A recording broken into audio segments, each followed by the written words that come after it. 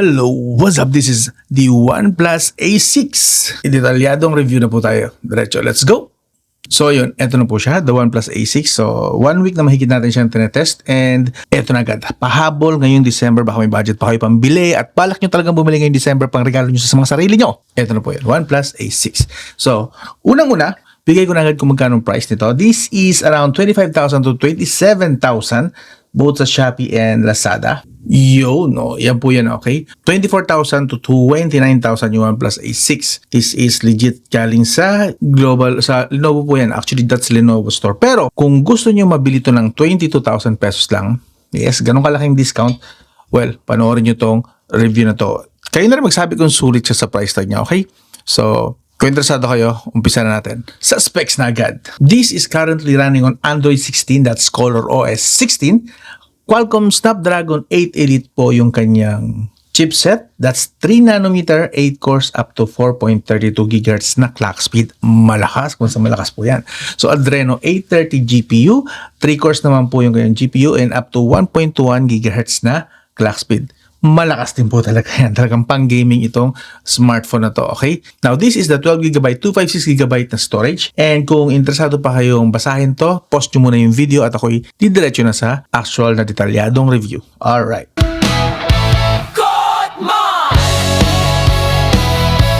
Sa build and design, okay, konting tour lang muna tayo. So, as you can see, symmetrical po tayo yung bezel dito sa screen. Sa taas, nandito yung dalawang antenna lines. Yes, this is aluminum frame nga po pala. Aluminum frame, so that is why kailangan talaga ng antenna lines. Yes, meron tayo ditong isang IR blaster at isang noise cancellation mic. Sa kaliwa naman, same, meron naman tayo isa ditong antenna lines, and this one is a shortcut button, actually customizable ito. You can check here dito sa settings.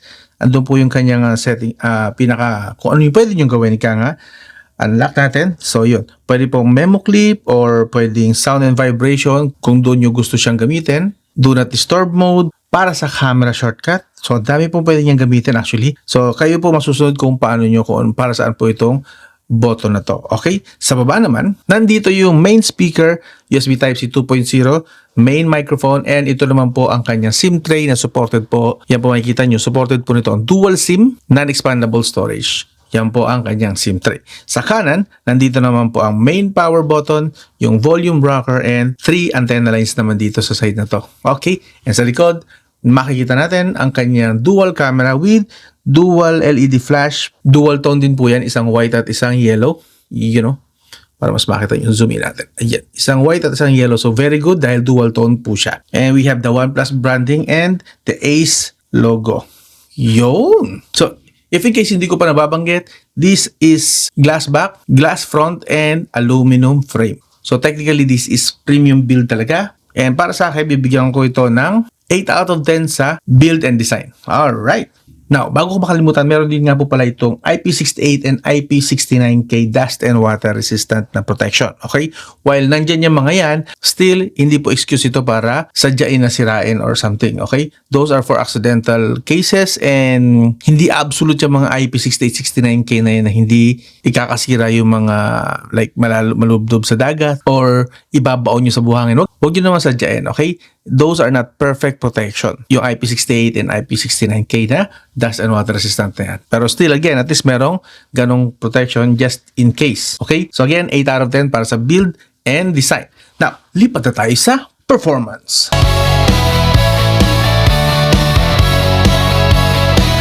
Remind ko lang kayo na this has a chipset of Qualcomm Snapdragon 8 Elite. That's Gen 4. 2025 na flagship chipset. Pero actually, inabutan na rin siya ng 8 Gen 5 ngayon. So basically, ngayon 2025, dalawa pa silang flagship. Mas malakas lang si Gen 5. And 2026, full-fledged na ang 8 Gen 5 na Qualcomm Snapdragon 8 Elite na pinaka-flagship. But right now, this is still the second most powerful na chipset sa Qualcomm Snapdragon lineup. Ang Antutu score nito is always around 3 million. Okay, naglalaro-laro siya doon either 2.9, 3.0, 3.9 million, 3.0, 3.1 million. Yung pinaka-highest na nakuha dito is 3.2 million, but usually naglalaro siya sa around 3 million talaga. Ito si Antutu benchmark. Diyan palang impressive na, di ba?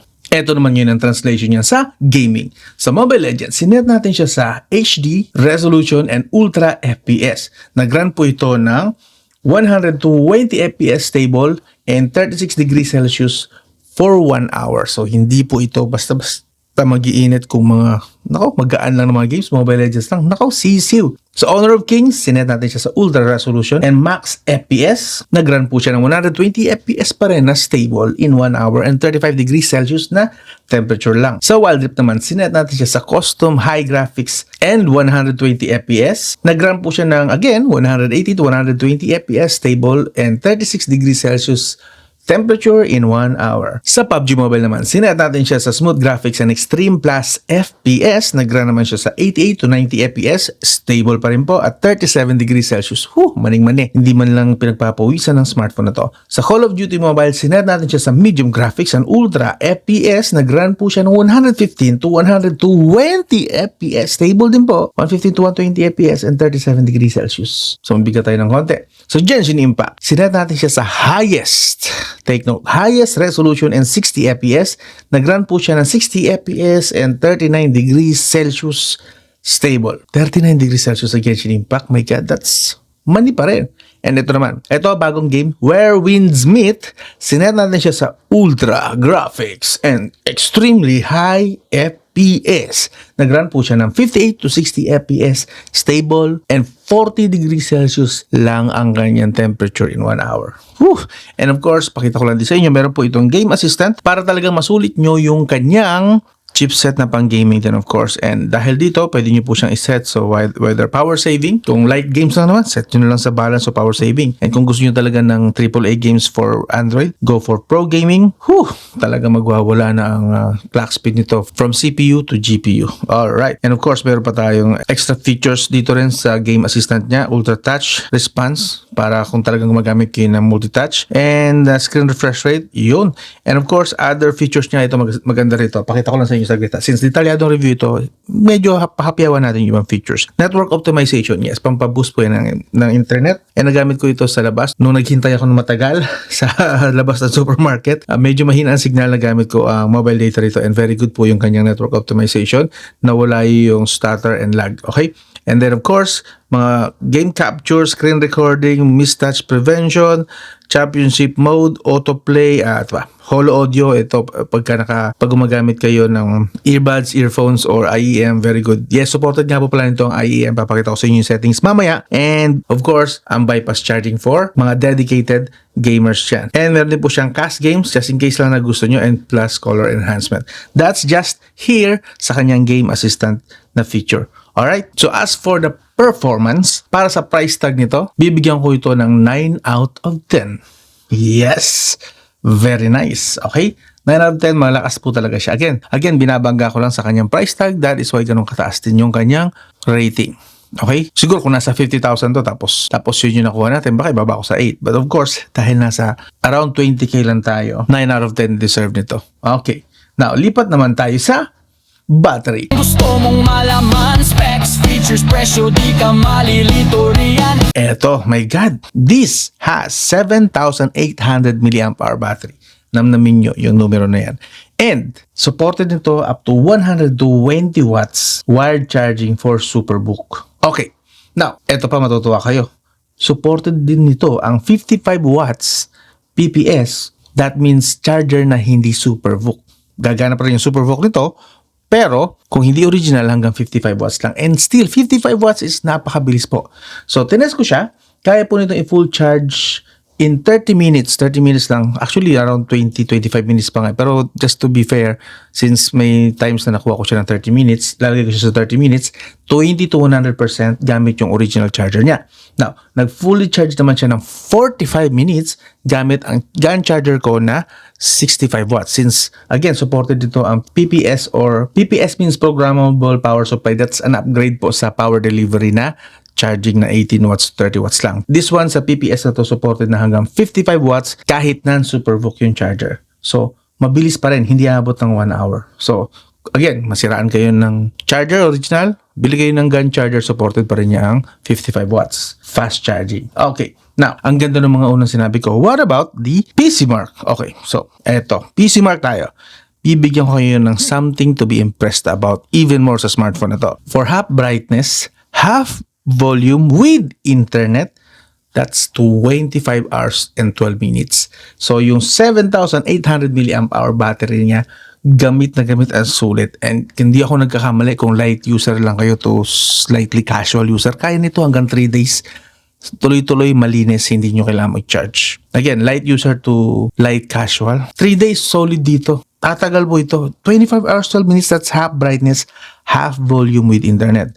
Now, syempre sa mga tropa nating riders at mga nagtatrabaho dyan sa labas, sa tanghaling tapat, ito naman ang full brightness, full volume with internet, that's 10 hours and 49 minutes. Ang kunat pa rin kahit na isagad nyo sa full brightness.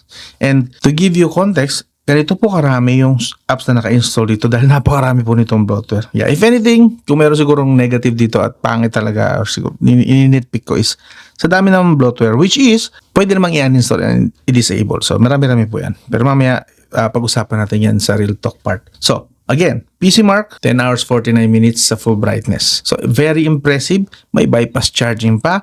So pakita ko na rin siguro sa inyo ang kanyang battery settings para mas may idea kayo. So basically, you can choose from balance mode, power saving, and high performance mode. Dito sa high performance mode, lagi naka-boost lahat ng clock speed, which malakas sa battery yan. But still, smartphone nyo yan, baka kailangan nyo at the time na laging mabilis sa smartphone nyo, you can use this. And of course, hindi naman kayo basta-basta ilalaglag ng battery. High performance mode available. Pero balance mode, syempre, for normal use. And of course, pag bumaba ka pa na sa pinakababa, there are these settings. Yes, sa power saving settings, you can choose this. Ito yung mga available na settings. And of course, sa battery health, meron po siyang battery health monitor. And sa charging settings naman, we have the smart rapid charging. So overall, sa battery feature, bibigyan ko po ito ng 9.5 out of 10. Almost perfect na kasi halos lahat na ng features na kailangan ko sa isang battery, inangkin na ni OnePlus Ace 6. Ito rin yata ang highest currently na score na binigay ko sa isang smartphone dito sa channel. The 9.5 out of 10 rating sa battery. Battery pa lang po yan. Very good, diba? Okay. Now, let's move on sa display.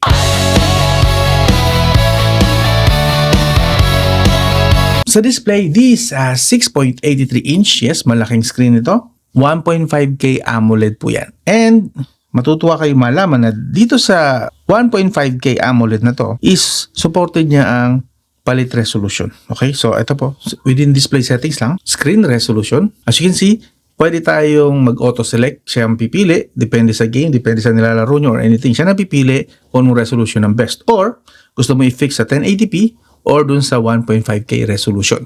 Ikaw masusunod, ikaw ang gagamit. Sana lahat ng smartphone may ganitong option. Bakit wala ito sa ibang smartphone? And even sa Poco F8 Ultra ko, walang ganyang option. Nakakainis. Nakakaingit tuloy sa OnePlus, no? Anyway, wala. Naastigan lang ako. And of course, other features, meron din siyang video color boost. Iyon, if in case lang gusto mong i-boost ang kulay niya, there is that. Of course, expect lang na medyo mas malakas yan sa battery. And image sharpener, yun, meron din po siyang ganyan. And just so you know, all this time, this whole week, na ginamit natin siya, nakaset lang siya sa high FPS up to 165 Hz screen refresh rate. Alright. Yes, supported po niya ang 165 Hz screen refresh rate. Pero most of the time, ang mas makikita mo lang dito is 120 to 144. Okay?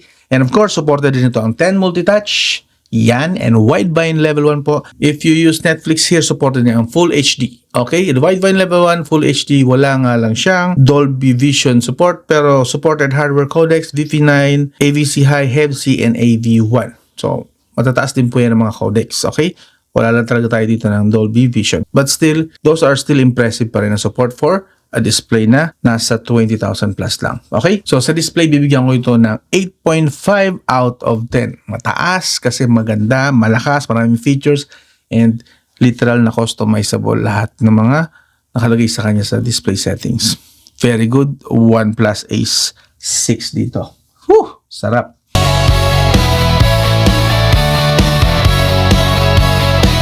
Now, lipat na tayo sa camera. Yun. Here we go. We have dual camera lang po rito. We have 50 megapixel main and 8 megapixel na ultra wide. Sa main na 50 megapixel, meron tayong 1.8 aperture. Supported po dyan ng OIS and 8 megapixel f2.2 aperture lang. Now, dito sa front camera, meron tayong 16 megapixel f2.4 naman na wide. Now, eto na tayo. Sa pictures po, actually, gandang-ganda ako sa mga kuha ng pictures dito. Very flagship yung vibe yung mga kuha nito. While this only has 2 cameras and 50 megapixel lang talagang pinaka nagdadala rito, ang ganda pa rin ng mga kuha. Okay? So, solid po gamitin itong camera nito sa mga gamer na gusto nyo ng solid camera na siyempre, the best out there talaga. Siguro nasa top 15 to 20 lang ito ng mga best camera. Still, very good camera pa rin po yan sa libu-libong mga smartphone na de camera sa panahon natin ngayon. So, very good po ang mga kuha. As you can see, buhay na buhay. And, video recording, my God. Ito sample. So, this is the 4K at 60 FPS. Yes, stabilize na stabilize. Pero the good thing about this is meron siyang 4K at 120 FPS. So, anyway, tetest natin yung kamusta yung microphone. Pero stabilize ang 4K at 60 FPS. So very good sa akin itong feature na ito. Gusto ko lang i-test ngayon yung 4K at 120 FPS. First time ko yata makakapag-try ng 4K at 120 FPS video recording. Ano kayong difference? Mapapansin ko ba yung difference? Let's go. This is 4K at 120 FPS. Ito yung pag in-edit mo at gusto mong slow motion during editing, slow motion talaga makukuha mo. 120 FPS eh. Wow, sana may ganito ang smartphone ko. 4K 120 FPS for those vlogging na gusto mo mag-slow mo. But still, it's good. Actually, it's good. And hindi rin siya overbright. So, nice. Okay, nakikita ko yun ng maayos yung ano. Kamusta yung focus? Mabilis ba? Actually, mabilis. Instant yung focus, oh. Yeah, very good. So, yun. Kamusta microphone? So, we have 4K 60. Gusto kong malaman yung menu. Kung kaya ba makita. Malabo. Medyo challenging basahin yung menu. So, yeah. Not really best yung telephoto niya. Actually, hindi na siya usable. Hindi ko aninagi ko na ng cheeseburger gano'n. Pero readable parang hindi na masyado. Now, this is the weakness naman ng smartphone na to. Front camera, well maganda, don't get me wrong, maganda. But this is just 1080p at 30 fps max. Max yun na yung 1080p at 30 fps video recording sa front. But still maganda, may konting stabilization ako na papansin, but not as smooth. Pero very good ito kung hindi ka mag-vlog ng 4K sa front. Yeah, again, 1080p at 30 fps, kamusta ang microphone? So yes, kung nakinig kayo na mabuti, meron po siyang 4K at 120 FPS na support. Yes, anong pinaka-purpose niyan? Very good po ito sa mga sports na mga kinukuhanan nyo na videos, mga mabibilis na mga tao like mga batang tumatakbo sa birthday party, so on and so forth. Kasi you can always slow down or use slow-mo, okay? Kasi usually kapag dedicated slow-mo feature lang na yan katulad nito, seconds lang ang pwede mong kuhanan eh. While here, if you go sa video mode na diretso 120 FPS, sagarin mo na yung memory storage mo hanggat kaya mo sagarin. Ikaw na lang ang pipili kung alin part ng lahat ng footage mo ang i-slow mo. So very good po yan. Again, for fast subjects, very good po ang 4K 120 FPS. Yun nga lang, napansin ko, syempre hindi perfect. Syempre kailangan natin point out yung part na yan. Hindi po ganun ka-smooth yung 120 FPS na video stabilization. Yes, although pansin mo naman may stabilization talaga siya, it's trying hard, but hindi siya smooth. Pinaka-optimize or pinaka-optimum na video recording niya is 4K 60. Goods naman na yun actually for most use cases. And 4K 30 naman for cinematic purposes. So, yes, available po yung mga ganong features. Sa front camera naman, dito medyo madidismaya kayo kasi supported lang niya ang 1080p at 30 FPS. Yep, video recording 1080p at 30 FPS lang yung max. See that? Sa front camera. So, while yes, mababa yung kanyang video recording support, still napakaganda pa rin naman ng mga output. Verdict ng camera, bibigyan natin siya ng 8 out of 10. Para sa akin, nagdala yung 4K 60 and 4K 120. First time kong hayata na maka-encounter ng 4K 120 FPS native settings lang sa kanyang camera. Very good.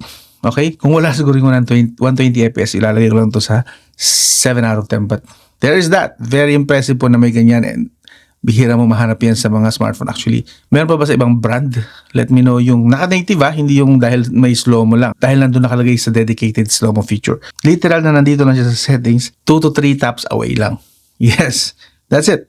But anyway, 8 out of 10, very good po. Maganda po ang camera nito. No exaggeration, maganda po talaga. Kita nyo naman yung mga results, diba? So yan, lipat naman tayo ngayon sa audio. Lito riyan sa bawat review, malinaw at totoo. Okay, sa audio maganda, malinaw, malakas, pero hindi siya pantay na volume. So, malakas dito sa baba, may kahinaan dito sa taas. And halatang halata. But anyway, pakinggan nyo na lang itong test na to.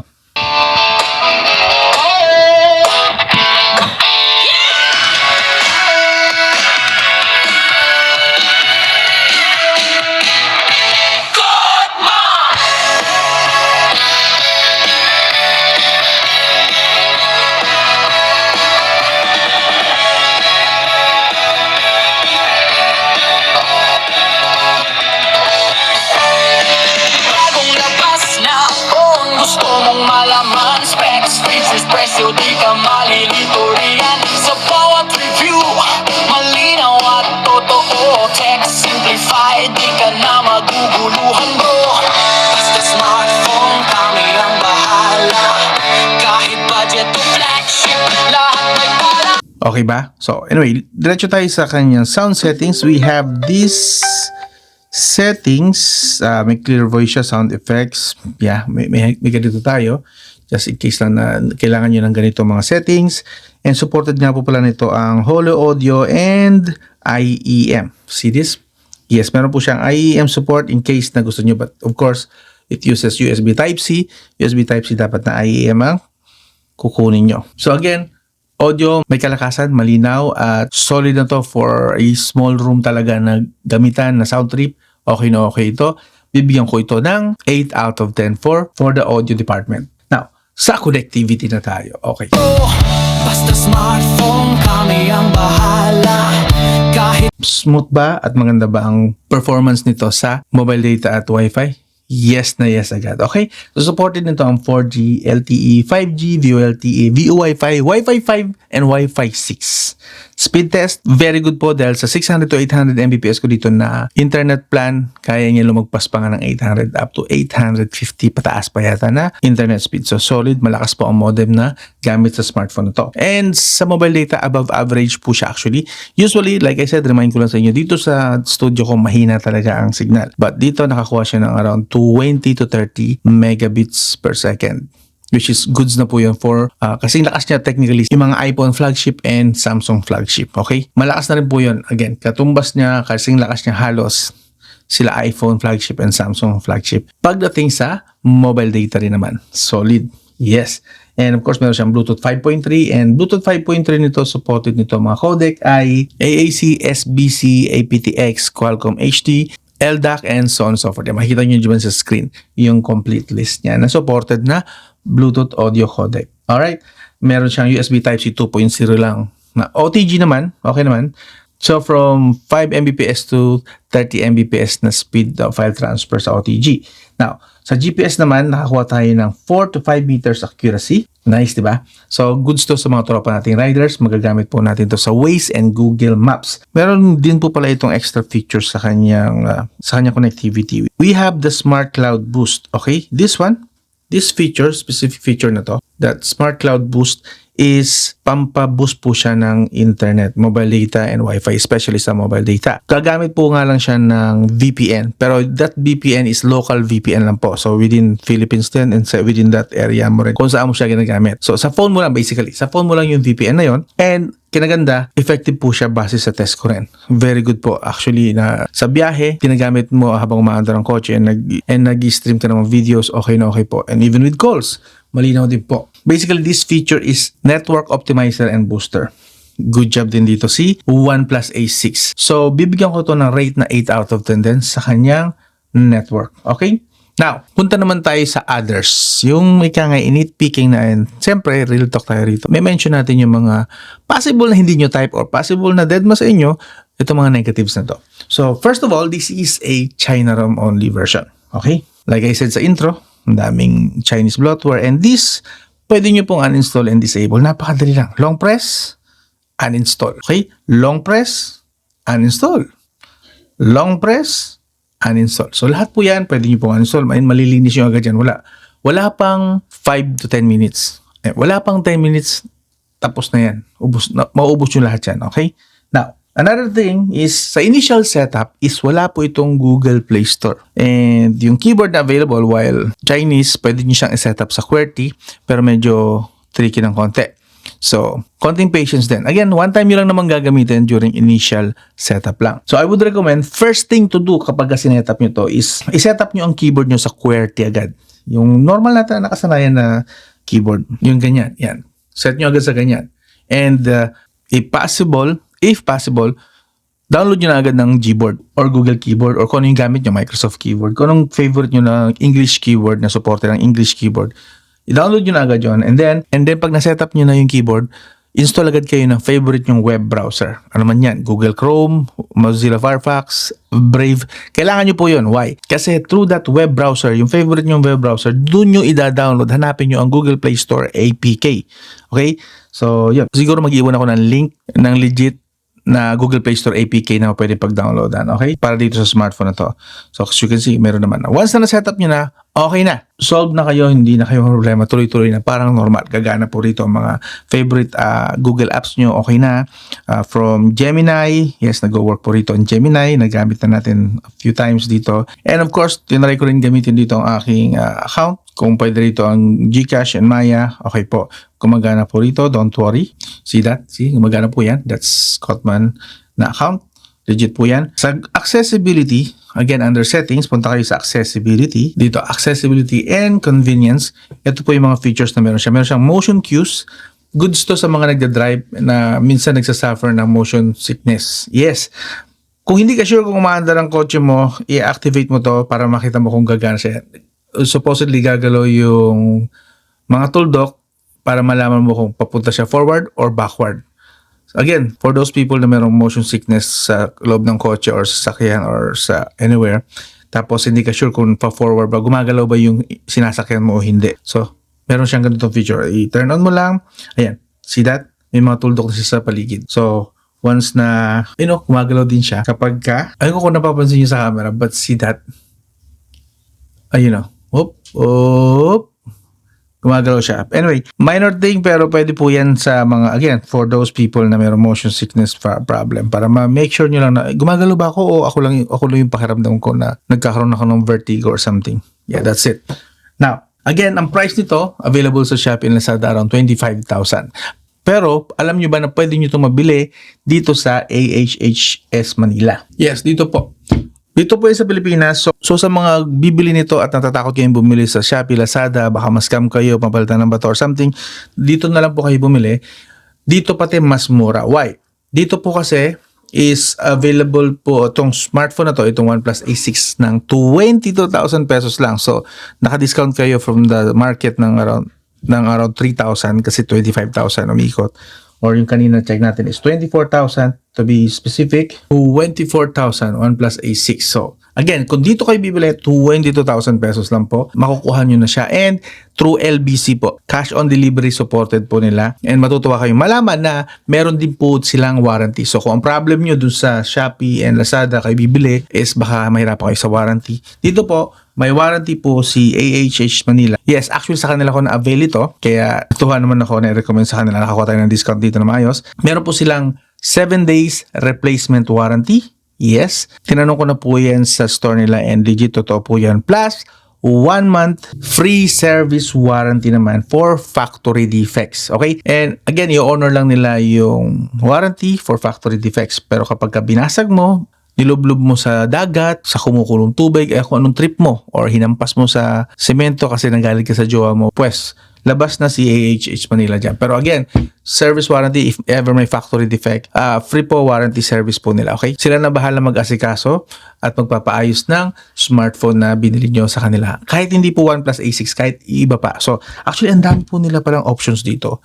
Lately ko lang nalaman na marami pala talaga. Ang daming benta, So, see, meron silang itong bago nila, Redmi Turbo 4 Pro, iQOO Z10 Plus. So, ang dami ko palang bibilin dito. Pagka-trip kong bumili ng mga pangmalakasang China phones tapos epic ang mga performance, dito lang oh. Meron silang ganito, Xiaomi 13, reprice the OnePlus 13 China, 13T. Punta lang po kayo dito again sa AHHS Xiaomi Manila. Pilipinas po ito. So meron po tayong warranty na makukuha. So again, sa mga napapraning dyan bumili sa Lazada, Shopee kasi China ram at sa China pa manggagaling ang mga smartphone, pahirapan sa warranty. Dito na lang po sa AHHS Manila. Actually, ano ba basa dito? Xiaomi Manila. Anyway, basta iwan ko yung link dito sa video description. Maayos po silang kausap. Very friendly din yung kanilang customer service. So again, iwan ko yung link sa video description ito. Now, for those naman na tingin nyo hindi kayo abot ng LBC sa lugar nyo, iwan ko pa rin yung legit na link ng Shopee and Lazada. Or actually dito sa floating. May floating tag dito. In case lang na gusto nyo talaga na mag-avail sa Shopee and Lazada. Alright? If ever lang, okay? Pero kung abot naman kayo ng LBC, I would recommend sa kanila na lang. And sa kanila din naman ito galing. Verdict na tayo. Sa verdict, this OnePlus A6 deserves ng 9 out of 10 rating. This OnePlus A6 na to, solid, okay? Now, kung okay sa inyo yung mga specs na sinabi ko, both the positive and the negative, syempre real talk tayo dito, alam niyo yan. Well, highly recommended po ito si OnePlus A6. Alright? Kung nagustuhan nyo ganitong style ng review, hindi perfect, pero at least ang dami nyo na agad malalaman about sa smartphone na bibilihin nyo pa lang or nabili nyo na. I hope consider nyo mag-subscribe, like, and share. Malaking bagay na po sa akin na yung mga subscription nyo, kahit pipindot lang kayo, ganun lang, poop! Yes, isang pindot lang dyan sa subscribe button. Malaking bagay na po at talagang sulit sa effort na ginagawa ko sa ganito ka daming features na binubusisi ko. Or, kung mabigat sa inyo subscribe, kahit like na lang po. Big deal na rin po sa akin yun. Salamat pa rin po. Alright? Again, available po yung mga links sa video description. Pipin ko sa comments or dito sa floating tag. Okay. Again, this is the OnePlus A6 and this is Rain Manguera. I'll talk to you again soon. Walang arte, tapat kung magbigay Ikot man ng sagot, patek